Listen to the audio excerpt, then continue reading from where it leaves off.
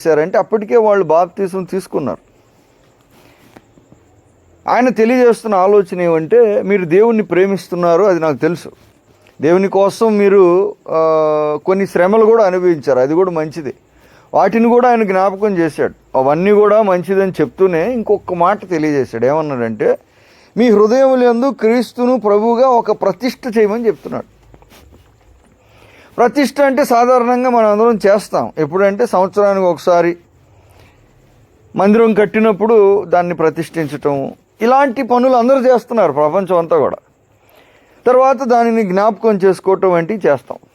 కానీ ఇక్కడ సంఘానికి ప్రతిష్ఠ హృదయంలో చేయాలని చెప్తున్నాడు. దీన్ని మనం జ్ఞాపకం చేసుకొని కొన్ని విషయాలు అధ్యయనం చేద్దాం. ఎందుకంటే ప్రతిష్ఠ అనే మాట ప్రభువారే వాడారు బైబిల్లో. ప్రతిష్ఠించమని దేవుడే తన ప్రజలకు తెలియజేశారు. ప్రతిష్ఠించటం అంటే అర్థం ఇంతకు మునుపు కూడా మనం చూసాం. ఏంటంటే దేవునికి దానిని ఏదైతే ప్రతిష్ఠిస్తున్నామో దానిని సమర్పణ చేయటం, దేవునికి ఇచ్చేయటం. ఏదైతే ప్రతిష్ఠించామో దానిని ఏం చేస్తున్నాం, దేవునికి అంటే ఏమిస్తున్నాం, సమర్పించటం అంటే దాని మీద అధికారం ఇస్తున్నాం. సమర్పిస్తున్నామంటే అధికారం ఇస్తున్నాము. అధికారం ఇస్తున్నామంటే మనకున్న అధికారం తీసేస్తున్నాం. ఉదాహరణకి ఒక మందిరం కట్టి ప్రతిష్ఠ చేస్తారు. ఎందుకంటే అన్ని మందిరాలు ప్రతిష్ఠ చేస్తారు. ఇది మీకు బాగా తెలుస్తుంది కనుక చెప్తున్నాను. మందిరం కట్టేటప్పుడు డబ్బులు ఒకళ్ళు సమకూరుస్తారు, పని ఒకళ్ళు చేస్తారు, ప్రార్థన ఒకళ్ళు చేస్తారు, దానికి కావలసిన లైసెన్సులు ఇంకొంతమంది తెస్తారు. అందరూ అన్ని పనులు చేయొచ్చు. అన్నీ చేసిన తర్వాత చివరికి ఏం చేస్తారంటే దానిని దేవునికి ప్రతిష్ఠ చేస్తారు. దాని అర్థం ఏమంటే, మేము చేయగలిగినవన్నీ చేసాం, అయితే ఇప్పుడు మేము దానిని నీకు ఇస్తున్నాం, అంటే ఇక మీరు దీన్ని వాడుకోవచ్చు. దానికి సూచనగా మేమేం చేసాం, ప్రతిష్ఠించాం, అంటే నీకు అధికారం ఇచ్చేసాం. అంటే అర్థం ఏమంటే ఇంకా మాకు అధికారం లేదని అర్థం. వాస్తవానికి ఇది పేరుకి అంటారు కానీ నిజంగా చేయరు. పేరుకే అంటారు నాకు అధికారం లేదని, కానీ మొత్తం అధికారం దేవునికి ఇవ్వరు. పేరుకి ఇచ్చామంటారు కానీ నిజంగా ఇవ్వరు. అయితే ప్రతిష్ఠ నిజంగా చేస్తే ఏం జరుగుతుంది, ప్రతిష్ఠ పోతే ఏం జరుగుతుంది? ఎందుకంటే ప్రతిష్ఠించమని దేవుడే మాట్లాడారు, ప్రతిష్ఠించమని దేవుడు నేర్పించాడు. నాకు ఇవ్వండి అన్నాడు. ఎప్పుడు ఈ మాట చెప్పారంటే మొట్టమొదటిసారిగా ఆలయ విషయంలో చెప్పారు. ఒక ప్రతిష్ఠ అని కాదు, చాలా ప్రతిష్టలు దేవుడు అడిగాడు. దేవుడే నేర్పించారు. అయ్యా మందిరం నిర్మించండి, కానీ దాన్ని నాకు ప్రతిష్ఠించేయండి. ఎందుకంటే నేను మీకు వచ్చి మాట్లాడాలంటే అది నాకు సంపూర్తిగా స్వాధీనం చేసినప్పుడు నేను అక్కడికి రాగలను, లేకపోతే రాలేను. ఎందుకంటే ఆయన పేరు సర్వాధికారి. పేరేంటి అంటే అన్ని అధికారాలు ఆయనకి ఇస్తే కానీ, అక్కడ ఆయన అలా ఉంటేనే కానీ రావటానికి కుదరదు. అధికారం నీ చేతిలో పెట్టుకొని నన్ను రమ్మంటే కుదరదు.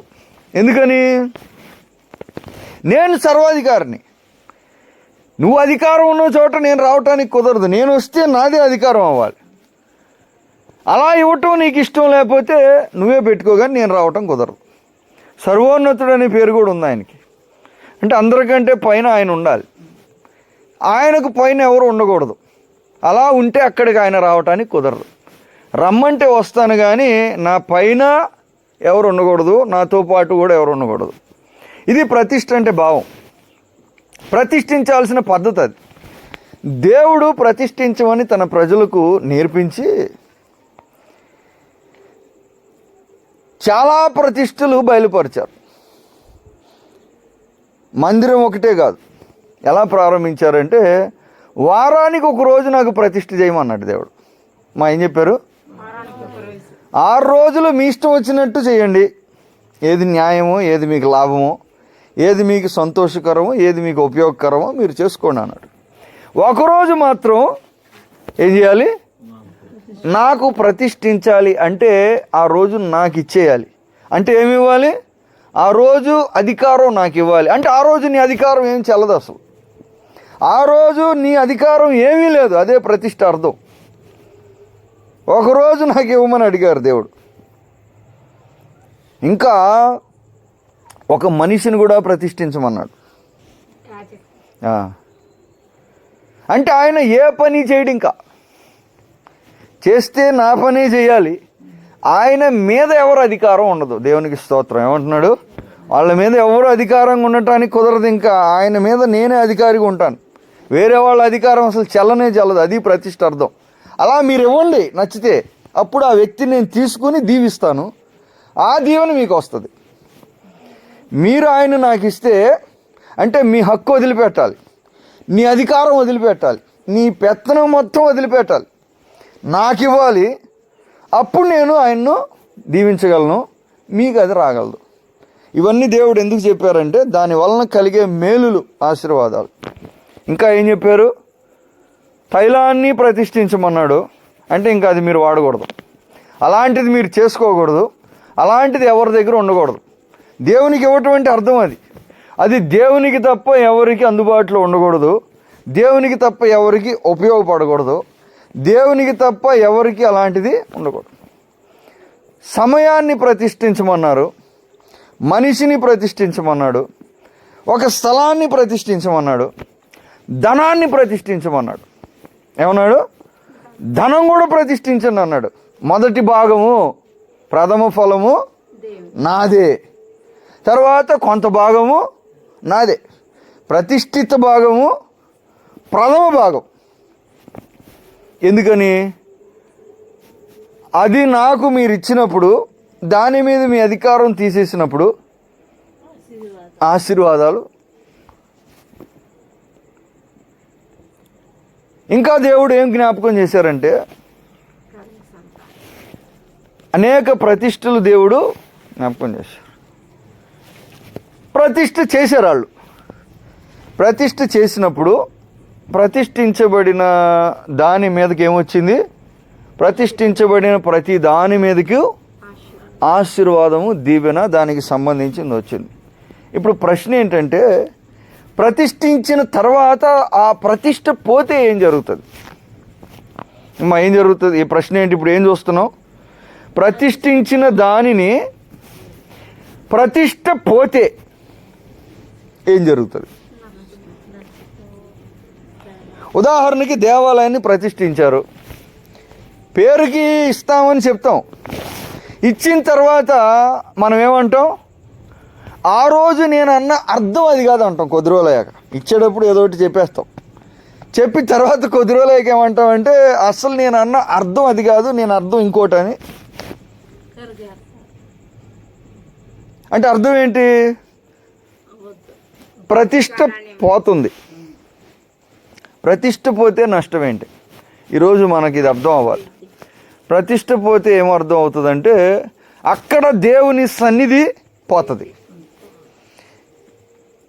ఇచ్చినట్టు ఇచ్చి తీసుకుంటే ఏమవుతుంది? ఇచ్చినట్టు ఇచ్చి మళ్ళా తీసుకున్నాం అనుకోండి, ఏం జరుగుతుందంటే దాని మీద ఉన్న దీవెన మనమే పోగొట్టుకుంటాం. మందిరం ప్రతిష్ట పోతే మందిరంలో ఉన్న మహిమ పోతుంది, మందిరంలో ఉన్న దేవుని సన్నిధి పోతుంది. దేవుని సన్నిధి పోతే దేవుని కలుసుకోవటం కుదరదు. పాత నిబంధనలో చూస్తున్నాం, ఇంకా కొత్త నిబంధనలకు రాల. దేవుని కలుసుకునే అవకాశం ఉండదు ఇంకా, అంటే పాత నిబంధన వరకు. ఎప్పుడైతే ప్రతిష్ట పోయిందో కొంతమంది పని ఏంటంటే మందిరం యొక్క ప్రతిష్టను కాపాడటం వాళ్ళ పని. మందిరం ప్రతిష్ట పోతే మహిమ పోతుంది, మహిమ పోతే సన్నిధి పోతుంది, సన్నిధి పోతే వీళ్ళు ఎందుకు పనికి రాకుండా అవుతారు? ఎందుకంటే మహిమను బట్టి వీళ్ళు ఘనత పొందుతున్నారు. లేదంటే వీళ్ళు జనాలు తక్కువ, వాళ్ళు ఎక్కువ మంది ఉన్నారు. ఇశ్రాయేల్ జనాభా తక్కువ, అన్యుల జనాభా ఎక్కువ. ఇశ్రాయేలు తలగా ఉండాలంటే దేవుని మహిమ సన్నిధి తోడు ఉండాలి. దేవుని మహిమ సన్నిధి తోడు ఉండాలంటే మందిరం యొక్క ప్రతిష్ట కాపాడబడాలి. ప్రతిష్ట పోతే ఏమవుతుంది? ప్రతిష్ట పోతే మహిమ పోతుంది, సన్నిధి పోతుంది. సన్నిధి పోతే వీళ్ళ ఘనత, ఆధిక్యం మొత్తం పోతుంది, టోటల్గా మొత్తం పోతుంది. అవన్నీ ఉండాలి. మనకు కావాల్సింది అదే కదా. మన కోరిక ఏంటంటే మాకు అన్నీ కావాలని కోరుకుంటాం. అన్నీ కావాలి, కానీ అన్నీ ఎలా పెట్టుకోవాలో తెలియాలి. మనం అర్థం చేసుకోండి బాగా. ఉదాహరణకి ఒక మనిషిని దేవునికి ప్రతిష్ఠించారు. ఆ మనిషి ప్రతిష్ఠ ఏంటంటే, దేవుడు ఆ వ్యక్తిని నేను వాడుకుంటాను, ఆ వ్యక్తి మీద దీవెనిస్తాను, ఆ వ్యక్తి ద్వారా మీకు లాభం కలుగుతుంది. అయితే ఆ వ్యక్తి ఏం చేయాలంటే, ఆయన ఎక్కడికి పడితే అక్కడికి వెళ్ళకూడదు, ఏ వస్త్రాలు పడితే ఆ వస్త్రాలు వేసుకోకూడదు, ఏది పడితే తినకూడదు, ఎలా పడితే అలాగా జీవించటానికి కుదరదు. ఒకవేళ చేసాడు అనుకోండి, అలాగేం జరుగుతుంది?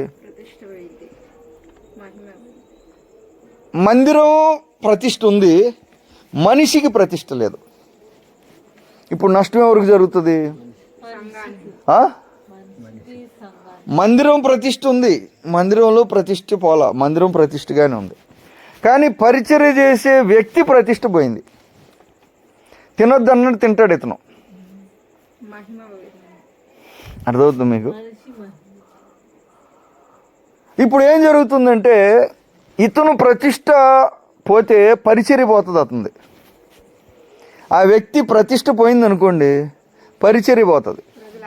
ఇంకొకరిని పెట్టండి అంటాడు దేవుడు, వీడు వద్దు అంటాడు, నాకు ఇంకొకటిని పెట్టండి అంటాడు.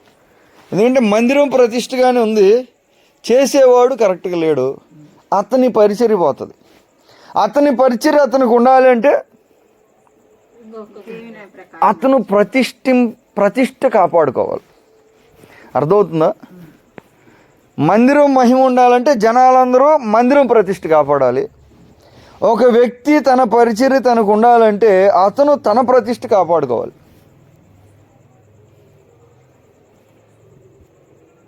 చాలా విషయాలు దేవుడు నేర్పించారు. మనుషులు కూడా మనకు మనం ప్రతిష్ఠ చేసుకోవచ్చు. నాజీరు అనే ప్రతిష్టను దేవుడు నేర్పించారు.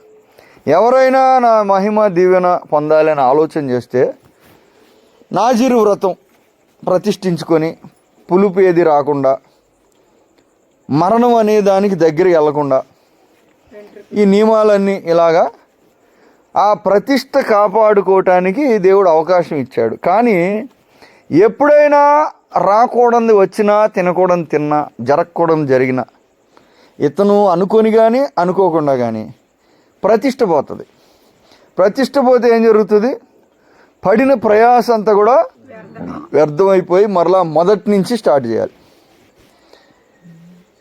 ఇది కష్టమైన విషయమే, కానీ ప్రతిష్ఠింపబడిన వ్యక్తి ప్రధాన యాజకునితో సమానం. బైబిల్ గ్రంథం ఏం చెప్తుందంటే, ఒక ఆయన్ను దేవుడు ఏర్పరచుకున్నాడు, ఆయన దీవిస్తాడు, తోడు ఉంటాడు. మరి మిగతా వాళ్ళ సంగతి దేవుడు వాళ్ళకు అవకాశం ఇచ్చాడు. ఒక వ్యక్తి నాకు అవసరం కాబట్టి నేను తీసుకున్నా,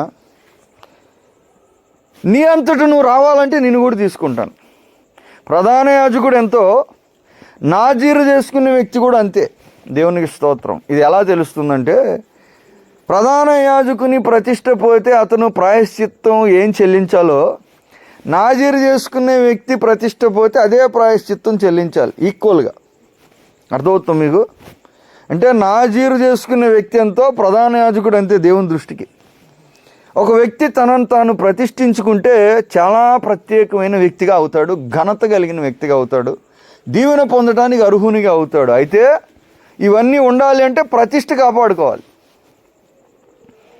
నీ ఇష్టం ఏమైనా చేసుకోవచ్చు, నిబంధన కాపాడాలి.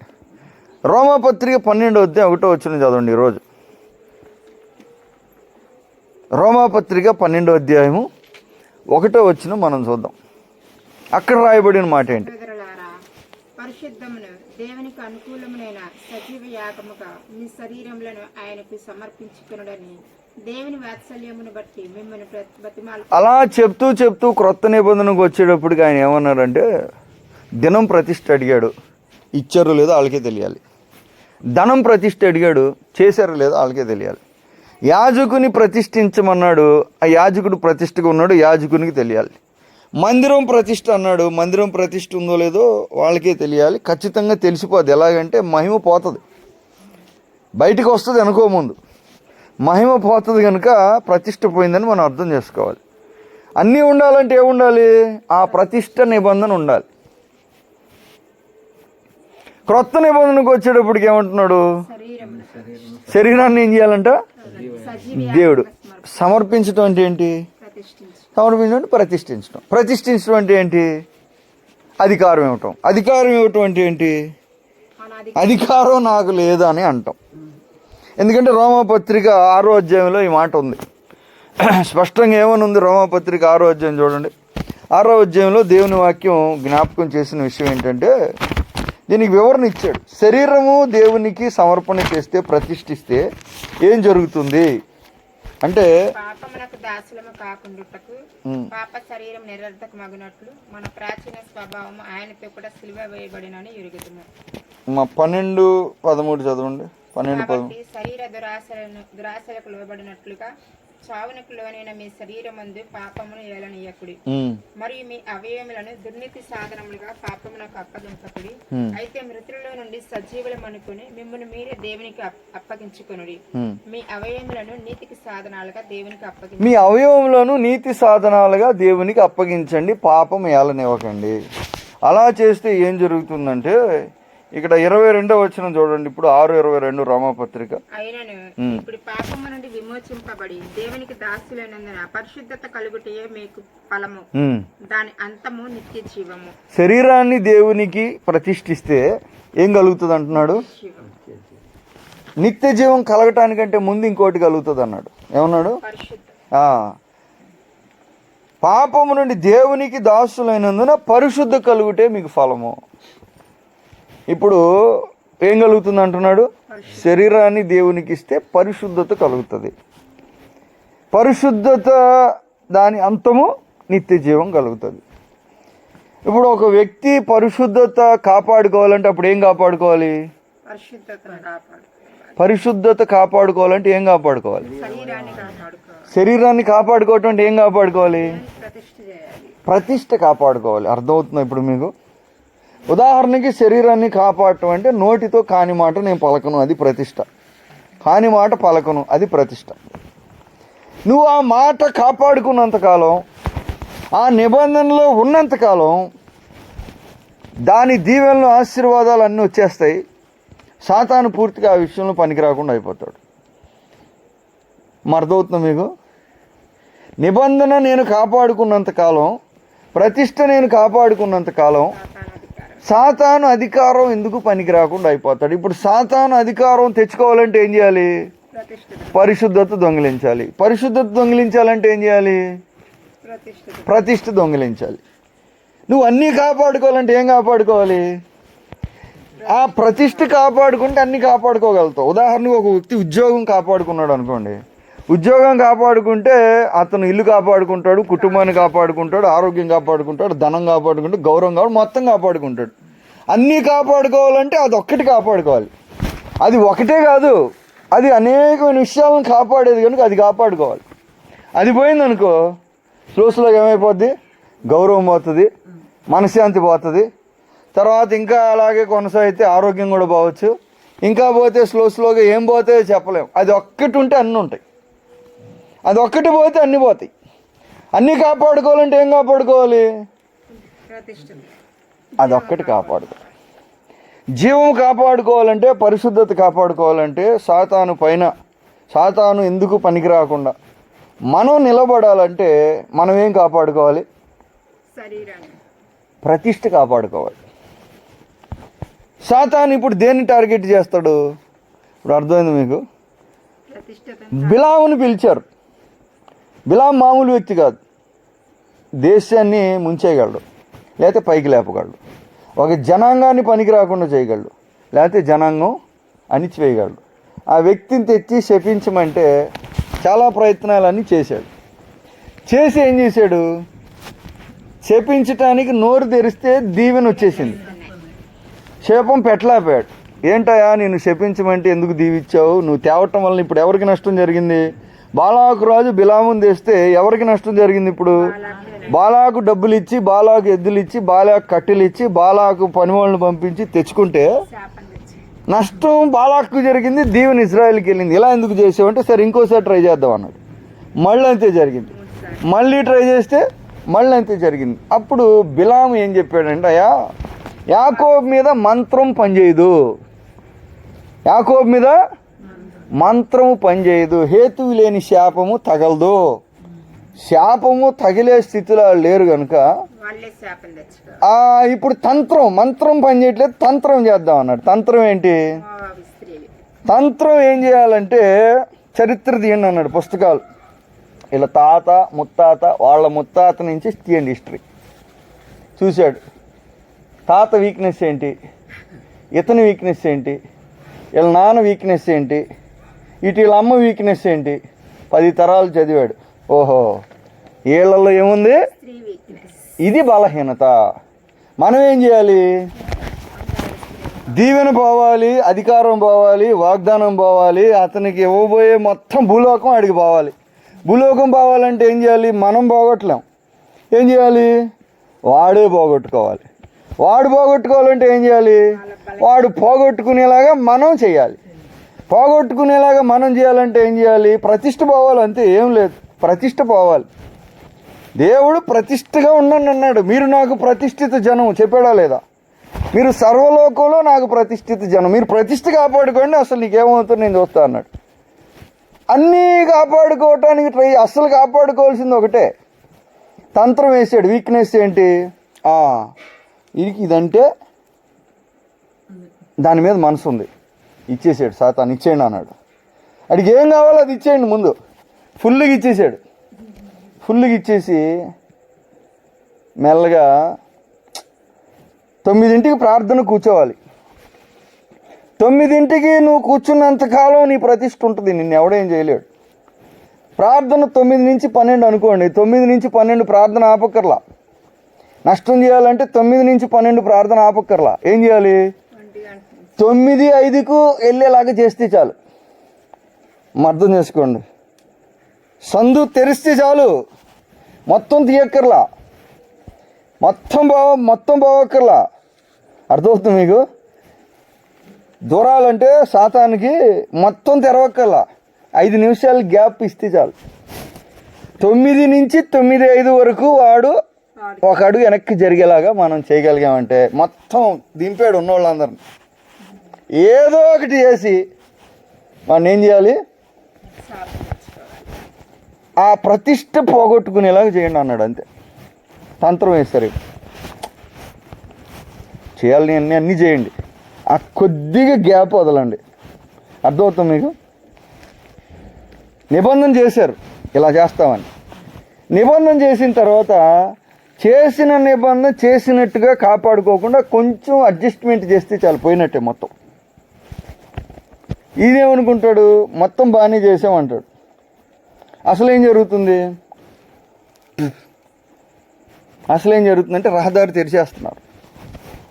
ఇది ప్రతిష్ఠ యొక్క విలువ. ప్రభునందు ప్రియులారా, అర్థం చేసుకోండి. అర్థమవుతుందా? ప్రతిష్ఠ కాపాడుకున్నంత కాలం అన్నీ కాపాడుకోగలరు. పరిశుద్ధంగా కాపాడుకోమన్నాడు దేవుడు.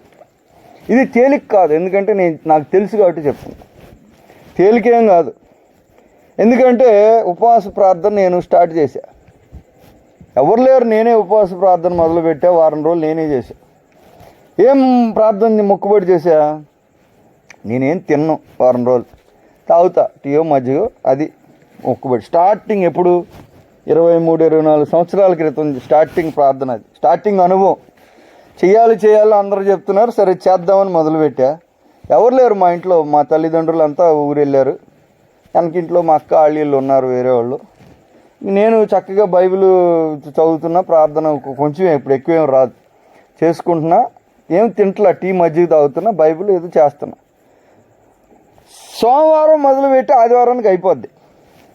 వారం అంతా మక్కొచ్చి సన్నగా అయిపోతావు, ఎవరు బలంగా ఉంటారు, తినాలి, మీరు ఇలాగైతే ఎలాగా, కావాలంటే నేను చేసి పెడతాను, మీ అమ్మ లేదని నువ్వేం భయపడొద్దు, మేము ఉన్నాం కదా, అది ఇది అంటాం. నేనేం లెక్క చేయట్లా, లేక నేను చేసుకోనంటే నాకు శోధన ఏం కావాలా, అది తేలిగ్గా తీసి పక్కన పెట్టేసేదాన్ని. శనివారం సాయంత్రం వచ్చేటప్పటికి ఆమె లేదు, ఎవరూ లేరు, నేను ఒక్కడే ఉన్నా. చపాతీ చాలా రుచిగా ఉంటుంది, చపాతీ చేసుకుని తినేయాలి. చపాతీ అసలు లేకపోతే ఎట్లాగా చేసుకోవటానికి ఏదోటి ఎవ్వరు లేడు ఇంట్లో, ఎవరు లేరు, ఎవరు చెప్పలా, ఎవరేం వల్ల చేసుకొని తినాలి, చేసుకుంటే మంచిదని నాకు అనిపించి నేనే చక్కగా చపాతి చేసుకొని తింటే చాలా రుచిగా ఉంటుందని నోట్లో పెట్టుకుంటే చండాలంగా ఉన్నది.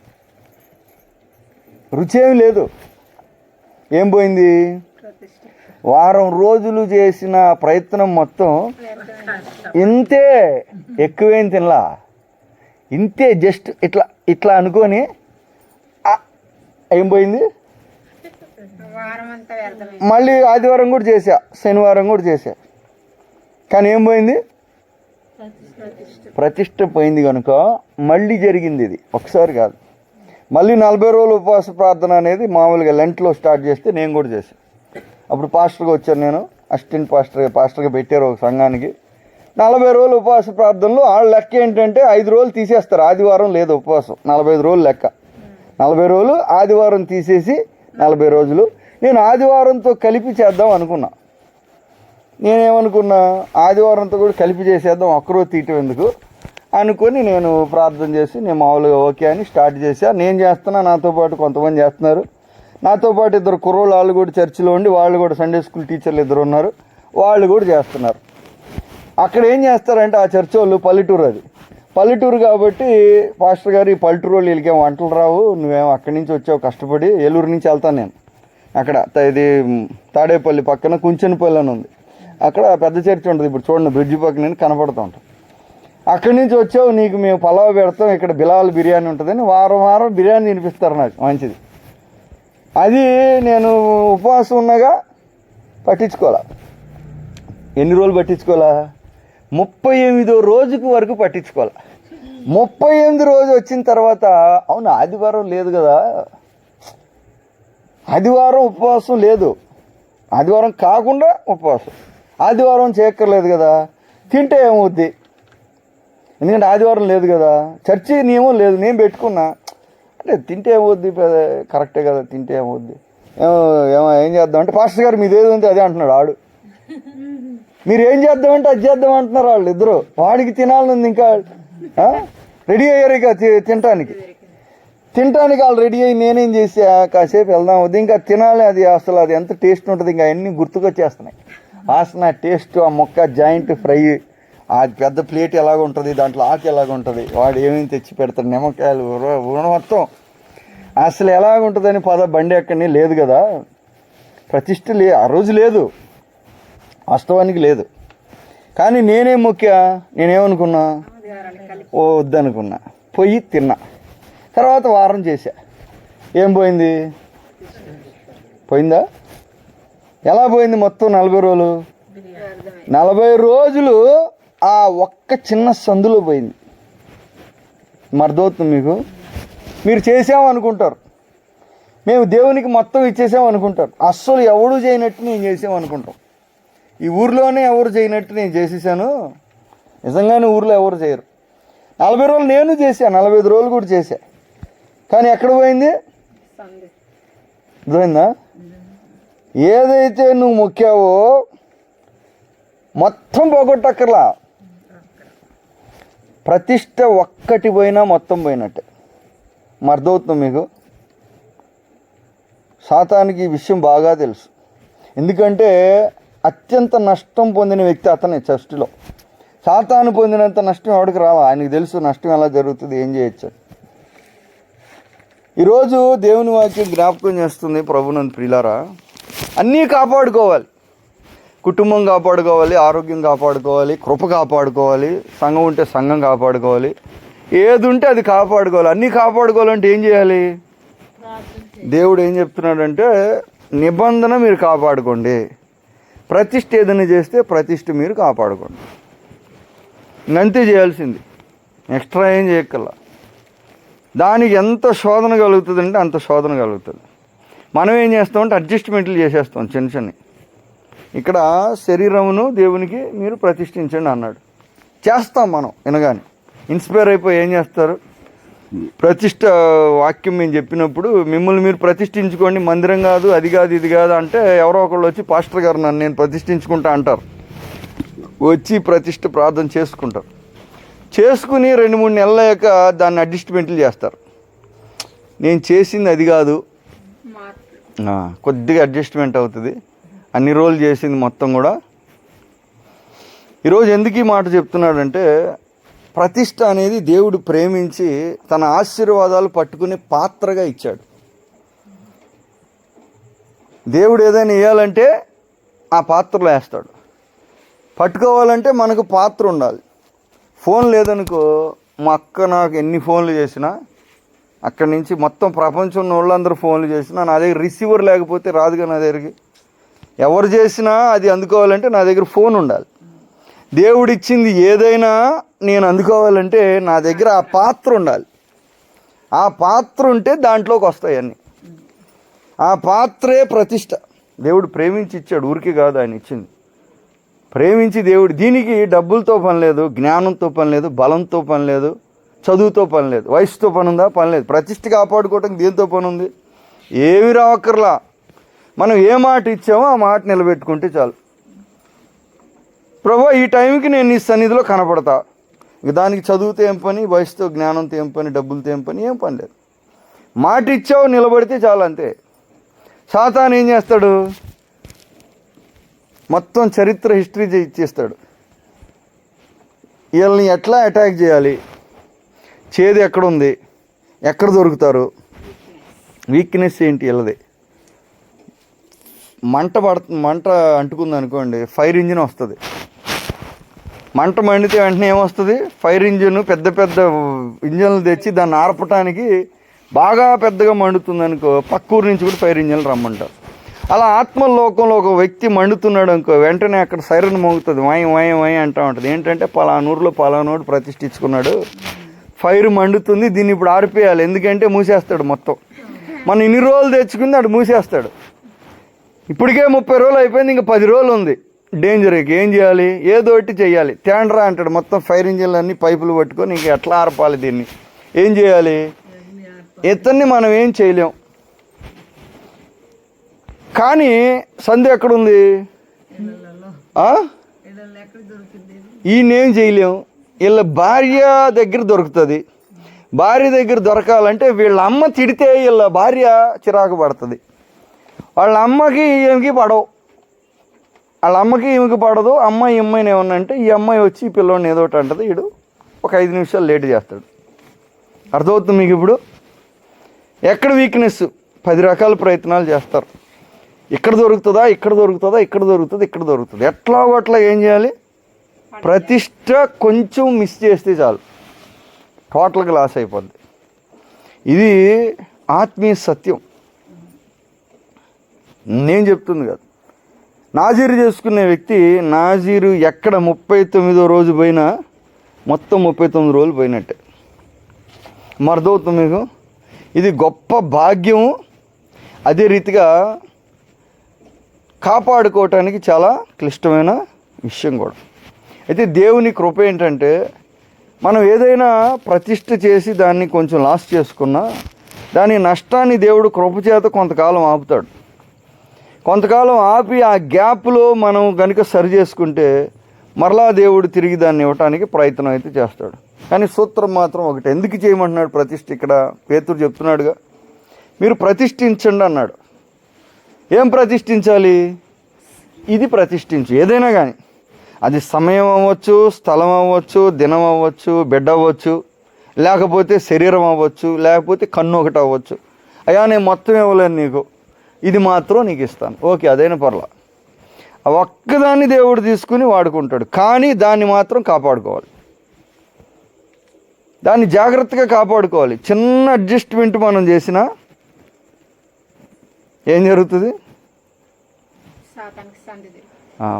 ప్రతిష్ట పోయినట్టే.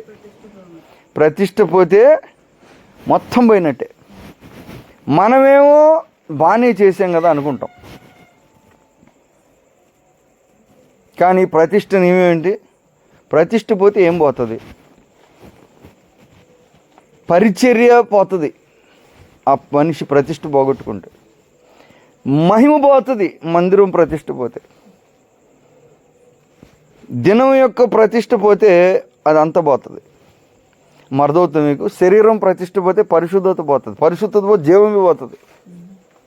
జీవం పోతుంది పరిశుద్ధత పోతే. పరిశుద్ధత ఉండాలంటే ప్రతిష్ట ఉండాలి. ప్రతిష్ఠ ఉంటే అన్నీ ఉంటాయి. ఇక్కడ ఫైనల్గా హృదయంలో క్రీస్తును ప్రభువుగా మీరు ప్రతిష్ఠించండి అన్నాడు. అంటే ఇది టాప్ కేటగిరీ. మనం వాస్తవానికి దేవునికి అధికారం ఇవ్వం, ఇస్తాం అంటాం కానీ మనం అధికారం ఇవ్వం పూర్తిగా దేవునికి. అన్ని అధికారాలు అన్ని విషయాలు ఇవ్వకపోయినా కొన్ని విషయాల్లో అయినా ఏదైనా ప్రతిష్ట కాపాడుకుంటే అన్నీ కాపాడుకోగలం. ప్రతిష్ట పోగొట్టుకుంటే అన్నీ నష్టం చేసుకుంటాం. ఇదే సూత్రం దేవుడు ప్రేమించి బయలుపరిచాడు. శిష్యులు పెద్ద చదువుకున్న వాళ్ళు ఏం కాదు, పెద్ద పెద్ద కుటుంబాల నుంచి వచ్చిన వాళ్ళు కాదు, పెద్ద తెలివైన వాళ్ళు కూడా కాదు. కానీ అసాధారణమైన పవర్ పొందారు. వాళ్ళు ఉంటే అక్కడ సాతాను ఉండడు. ఇక సాతాను ఫెయిల్ టోటల్గా వాళ్ళు ఉంటే. ఎందుకంటే వాళ్ళలో దేవుని మహిమ అలాగుంది. మహిమ అలాగ ఎందుకు ఉంది? ఎందుకంటే వాళ్ళు చేసుకున్న ప్రతిష్ట అలాగుంది. ప్రతిష్ట కాపాడుకుంటే భూమినే కాపాడారు. వాళ్ళు పోయిందనుకో, యోబు ఒక్క మాటనే పలకని అన్నాడు. దేన్ని ప్రతిష్ట? ఏమిటి ఫైటింగ్ అంతా? ఒక్క మాట పలికించటానికే ఫైటింగ్ జరిగింది. ఒకటే మాట, దేవుణ్ణి దూషించు అంటది. ఏం దేవుడు చి అంటే చాలు, పోయినట్టే. ఎందుకంటే ఆయన భూమి అంతటితో టాప్ కేటగిరీలో ఉన్నాడు. ఇప్పుడు ఏం కాపాడుకోవాలి? ఆ ఒక్క మాట అనకుండా కాపాడుకోవాలి, ఇంకంతే. ఎందుకంటే ఆరోగ్యం పోయినా, డబ్బు పోయినా, కుటుంబం పోయినా, పరువు పోయినా, సమాధానం పోయినా, నిద్ర పోయినా, ఈ ఒక్కటి కాపాడుకుంటే అన్ని రెండింతలు వచ్చేసినాయి. ఆ ఒక్కటి పోయిందనుకోండి, అర్థమవుతుందా? అది ఒక్కటే అంటలేదు ఆయన. నేను దేవుణ్ణి ఏమో అన్న అంటాడు అంతే. ఎందుకని? ఆ ఒక్కటి కనుక అతను అంటే సాతాను గెలిచినట్టే, మొత్తం పోయినట్టే. ఆ ఒక్కటి అనకుండా ఉంటే ఎన్ని జరిగినా యోబు గెలిచినట్టు, సాతాను ఓడిపోయినట్టు. నరకమే ఓడిచ్చాడు ఆయన. ఆ ఒక్క విషయం అనలేదు, నేను ఇది ఒక్కటే అన్నాడు అంతే. ఇది మాత్రం నేను అనను. ఆ ఒక్క విషయంలో ఆయన ప్రతిష్టగా ఉన్నాడు. అర్థమవుతుంది ఇప్పుడు మీకు? మన ప్రతిష్ట ఎంత పవర్ఫుల్లో మనకు తెలియదు. ఆత్మలోకంలో ఏమేం కార్యాలు చేస్తాయో తెలియదు. అంటే భూమి మీద పెద్దగా ఏమీ వచ్చినట్టుగా ఉండదు మనకి. ఎందుకంటే మరీ ఎక్కువ వచ్చినా కూడా ఇబ్బంది కాబట్టి మరీ ఎక్కువ కూడా దేవుడు ఏమి అవసరం లేకపోతే, అవసరమైతే ఇస్తాడు చాలా. ఎందుకంటే ఒక వ్యక్తికి చాలా ధనం అవసరమైతే భూమి మీద దేవుని పని చేయడానికి వాళ్ళకి ఇస్తాడు, లేకపోతే అవసరమైనంత వరకు ఇస్తాడు. మనకేం లేదు కదా అనుకుంటాం. కానీ మన ప్రతిష్టను కాపాడుకుంటే ఆత్మల లోకంలో చాలా విషయాలు మనం మూసేయగలం. అది మహిమలోకి వెళ్ళినప్పుడు తెలుసుద్ది మన వలన ఏం జరిగింది అని. ఇప్పుడు మనకేమి కంటికి కనబడకపోవచ్చు, సాతానుకు తెలుసు. ఇవన్నీ ఎవరు చెప్పారంటే ఒక పెద్ద మహామాంత్రికుడు చెప్పాడు ఇవన్నీ. ప్రపంచం మొత్తం మీద ఉన్న మాంత్రికులకి పెద్ద నాయకుడు ఒకటి చెప్పాడు ఇవన్నీ. ఎలా అటాక్ చేస్తారు, ఎలా శోధిస్తారు, ఎలా పడగొడతారు, ఎలా లాస్ చేసుకుని వాళ్ళు ఎలా నిలబడతారు, సాతాను రాజ్యం ఎలా కాపాడుకుంటారు. ప్రతిష్ఠ చేసుకున్న వ్యక్తి అతని ప్రతిష్ఠ కనుక కాపాడుకుంటే వాళ్ళు ఫెయిల్ అయిపోతారంట. వీళ్ళకేం తెలీదు, మేము మామూలుగా ఏదో చేసుకున్నాం, తెలుసో తెలియక ఏదో చేసుకుంటారు. కానీ దాని ప్రభావం అసాధారణంగా ఉంటుంది. రహదారులు మొత్తం మూసిపడేస్తారంట, మొత్తం బైండ్ చేసి పడేస్తారు. వాళ్ళు ఏం చేయాలి? ఇప్పుడు చరిత్ర తీస్తారు, ఇటు 10 తరాలు అటు 10 తరాలు. ఈయనేం చేయాలి? ప్రతిష్ట పోవాలి, అదే అంతే. వాళ్ళు ఏ ప్రతిష్ఠించుకున్నారో ఆ ప్రతిష్ట అదొక్కటి పోగొడితే మొత్తం ఇక్కడ ఏం మార్చలేరు. సాతాను నిలబడతాడు మళ్ళీ. మరదవుతుంది మీకు. ఈరోజు ప్రభునందు ప్రియులారా, ఊరికే చెప్పలేదు ఇక్కడ దేవుడు చెప్పిన మాట. దేవుడు ప్రతిష్ట అడుగుతున్నాడు. అడిగాడా లేదా? మీరు ప్రతిష్ఠించమని అడిగాడు. శరీరాన్ని ప్రతిష్ఠించమన్నాడు, అవయవాలను ప్రతిష్ఠించమన్నాడు, సమయాన్ని ప్రతిష్ఠించుకోమని చెప్తుంది వాక్యం. సమయాన్ని ప్రతిష్ఠించండి దేవుడికి అంటుంది. నిబంధన లేక ప్రతిష్ట ఒకే అర్థంతో మనం వాడుకోవచ్చు. అది కనుక ఇచ్చామనుకోండి, దాంట్లోంచి అన్నీ తెచ్చుకోగలం. ఆ ఒక్కటి పోగొట్టుకున్నాం అనుకోండి, చాలా పోతాయి. ఇదే ఉదాహరణ. ఉద్యోగం కాపాడుకుంటే ఉద్యోగం వల్ల అన్నీ ఉంటాయి, ఉద్యోగం పోతే అన్నీ పోతాయి. అదే రకంగా మనుషులు, దేవుని బిడ్డలు ప్రతిష్ట కాపాడుకుంటే అన్నీ ఉంటాయి, ప్రతిష్ట పోగొట్టుకుంటే అన్నీ పోతాయి వాళ్ళకి. మనకి ఈరోజు దేవుని కృప మనకు ఇంకా ఉంది. నూతనంగా ప్రతిష్టలు చేసుకోవచ్చు, ఎన్ని పోయినా కానీ నూతనంగా మనలను మనం దేవునికి ప్రతిష్ఠించుకొని ఏదో ఒకటి పూర్తిగా దేవునికి నచ్చినట్లుగా ఒక విషయంలో అధికారం దేవునికి ఇచ్చి, చిన్నది కానీ అది మాత్రం ప్రతిష్టగా కొనసాగించాలి. ఏం చేయాలో దేవుడు చెప్పట్ల, మన ఓపిక, మన జ్ఞానం, మన ఇష్టాన్ని బట్టి చేయొచ్చు. కానీ చేసిన తర్వాత దాన్ని కాపాడుకోవటం మాత్రం మనదే బాధ్యత. ఈ విషయంలో శోధన ఎంత ఎదురవుద్దో కూడా మీకు తెలుసుద్ది. ఎందుకంటే నేను చెప్తున్నా కదా, మామూలుగా శోధన రాదు, దీవెన ఇంకా గొప్పగా వస్తుంది. ప్రతిష్ఠ చేయకుండా చేస్తే పెద్ద ఫలితం ఏమి ఉండదు. ప్రతిష్ఠ లేకుండా అంటే నిబంధన లేకుండా ఏదైనా చేస్తే అది పెద్ద పవర్ జనరేట్ చేయదు, పెద్ద శక్తి ఏమి ఉండదు. నిబంధన లేకుండా చేసామనుకోండి పెద్ద పవర్ ఏమి ఉండదు. ఎందుకంటే దేవుడు నిబంధనను గణపరిచే దేవుడు. నిబంధనలు బట్టి జరుగుతున్నాయి అన్ని నిబంధనలే మొదటి నుంచి కూడా మనం చూస్తే. ఆ నిబంధన కనుక దానికి చాలా విలువ ఎక్కువ ఉంటుంది. నిబంధన లేకపోతే దాని శక్తి పెద్ద ఎక్కువేమి ఉండదు. మనకు అప్పటికప్పుడు అనిపించి మనం 100 రోజులు చేసామనుకోండి, అనిపించి చేసావు, దానికి పెద్ద పవర్ ఏమి ఉండదు. కొంచెం ఉంటుంది కానీ నిబంధనకు ఉన్నంత బలం దానికి ఉండదు. నిబంధన చేసామనుకోండి దానికి చాలా విలువ ఉంటుంది. నాజీరు చేయకుండా కూడా ద్రాక్ష రసం మానేయచ్చు, నాజీరు చేసుకోకుండా కూడా మరణం దగ్గరికి వెళ్ళకుండా ఉండొచ్చు. కానీ ఆ తలనీలాలు అక్కడ వేయటాగలేదు. ఇదంతా పాత నిబంధనలు. కొత్త నిబంధనలు ఇది చేయకల్లా, కానీ మనం చూస్తున్నాం నాజీరు చేయకుండా కూడా ఆ రూల్స్ ఫాలో అవ్వచ్చు కానీ అంత దీవెనేం రాదు. ఎందుకంటే చేయలేదు కాబట్టి, నిబంధన లేదు కాబట్టి. మనం ఈ తెలివితేటలు చూపెడతాం. నిబంధన చేయకుండా మనం చేసేసి మేము కూడా చేసాం కదా అనుకుంటాం, కానీ అవి పనికిరావు బలిపీఠం కింద వేయటానికి. ఎందుకంటే నిబంధన చేసింది రావాలి, అది దేవుడు చెప్పింది. కనుక ఈ విషయాలు ఆలోచన చేయండి, ఇంకా దేవుడు మనకు జ్ఞానం ఇస్తారు. తిరిగి నూతనంగా దేవుని మనం అన్నీ కాపాడుకోవాలని చూస్తున్నాం. అన్నీ కాపాడదని అంటున్నాడు దేవుడు, కాపాడననే అంటలే, అన్నీ దేవుడు ఇస్తారు. కానీ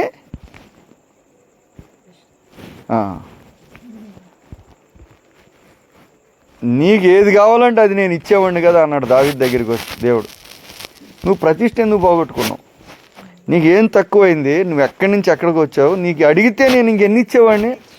నువ్వు ఈ పని ఎందుకు చేసావు? నేనేం చేశా? ప్రతిష్ఠ పోగొట్టుకున్నావు. నువ్వు ప్రత్యేకింపబడిన మనిషివి, నువ్వు పోగొట్టుకున్నావు. కనుక ఒక తీర్మానం తీసుకోవాల్సింది మనం చేస్తే చిన్న మాటలు నేను ముగిస్తున్నాను. దేవుడు మన అందరికీ ఆత్మ సంబంధమైన జ్ఞానం ఇచ్చి నడిపించిన గాక. ఆమేన్. ప్రార్థన.